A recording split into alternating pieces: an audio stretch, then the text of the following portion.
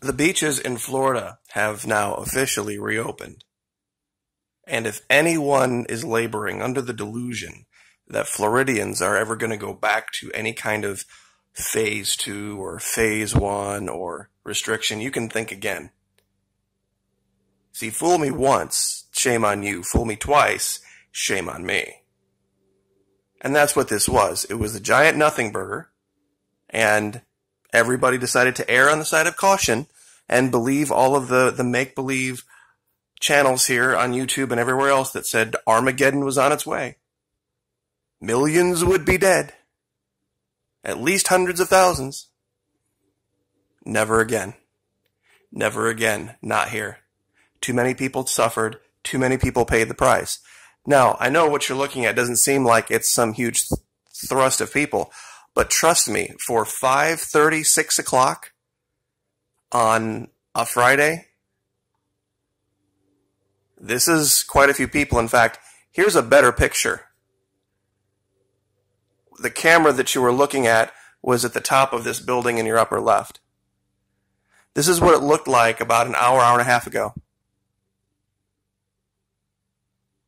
And believe me, for this time of day, people just flooded the beaches in St. Johns County, which is St. Augustine, just south of Jacksonville. Jacksonville is Duval County.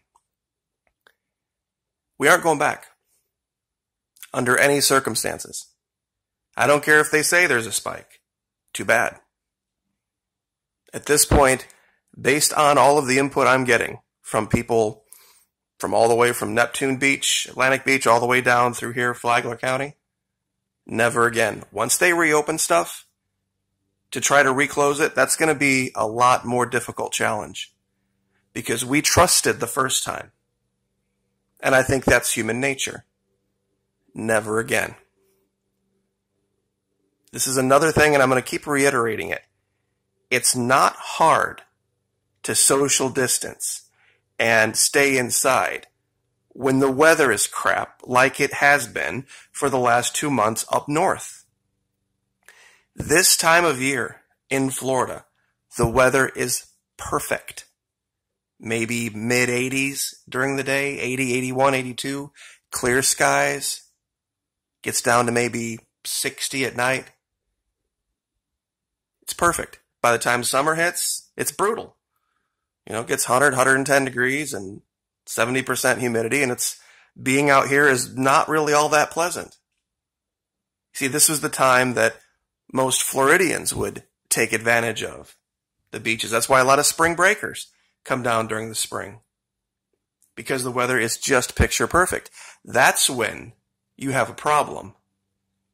If this had hit, I'm going to say it again, if this had hit New York and the Jersey Shore, say in April or May, I very, very much doubt those people would have been all that eager to just fall in line. But they, of course, expected us to.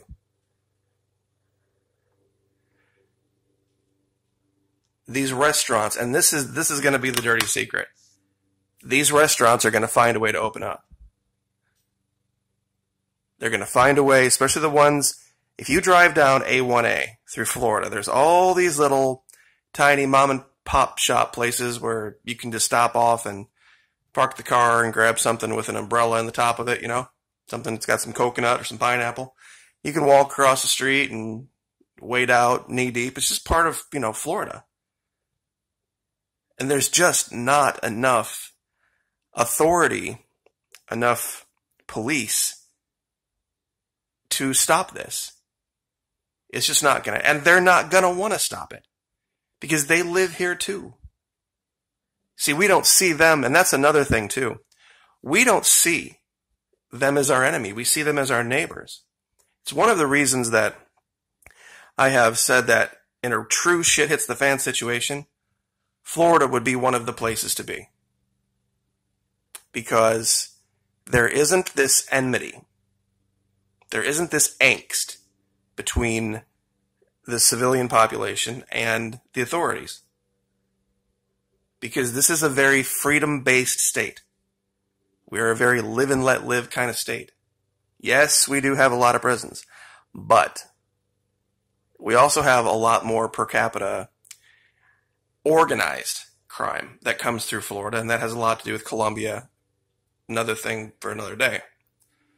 It's also easier to run a prison in Florida just because of the way the weather is, as opposed to trying to run one in, Butte, Montana. But sometimes things are not what they seem. And I brought up this picture because I thought it was kind of funny. When I first started the channel with this name, Florida Maquis, the AI didn't read it right.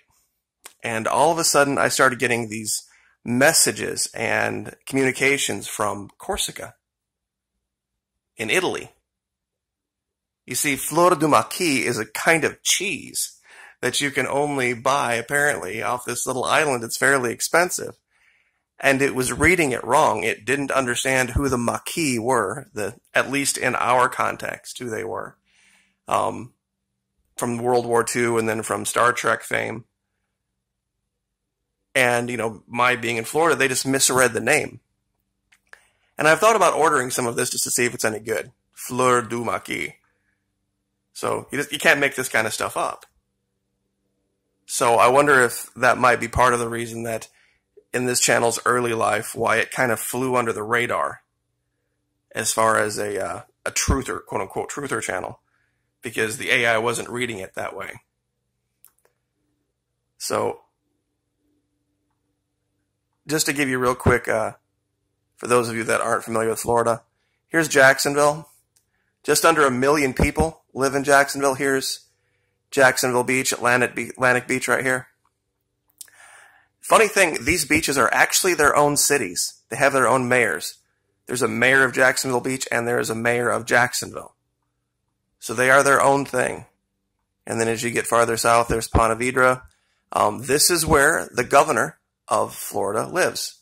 Ponte Vedra, this area right here by TPC Sawgrass, big golfing community. And then there's this huge park.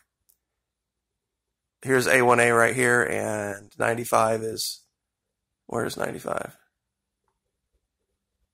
Right here. And then this is 1. And then you come into St. Augustine. Now this is St. Johns County. Now, very strangely, St. Johns County, the vast majority of the people that live out in the county are very, very Republican right-wing, but the city itself is very, very Democrat left-wing. So it has that purple quality to it. And then as you get farther south, this region is where I am broadcasting from, for those of you that are interested, Palm Coast. And it's kind of a sleepy retirement place where you can actually get a pretty nice property pretty cheap, comparatively speaking, for Florida. And everything from Palm Coast all the way up to basically Fernandina is now open. And people are going to not take this for granted anymore. And I don't think the government has done itself any favors at this point. I don't think there's any mistrust of Mr. DeSantis himself, but because I think they were snookered too, as were we all. But now that the doors are open, and now that people are understanding what the game is, I really don't think that you are going to see people just so willingly shut their doors. I mean, there's franchises that probably won't have a choice because their franchise owners, well, I don't know why it's doing this, but people are all over the beaches right now. For this time of night, this is a lot of people.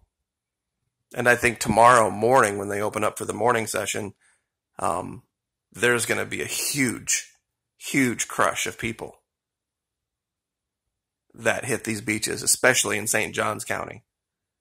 So anyway, I will leave it there. I don't know why this particular camera has decided to want to be refreshed every 5 seconds, but this is what's going on.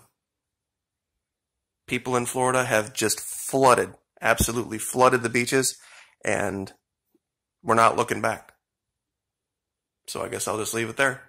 Like, share, subscribe.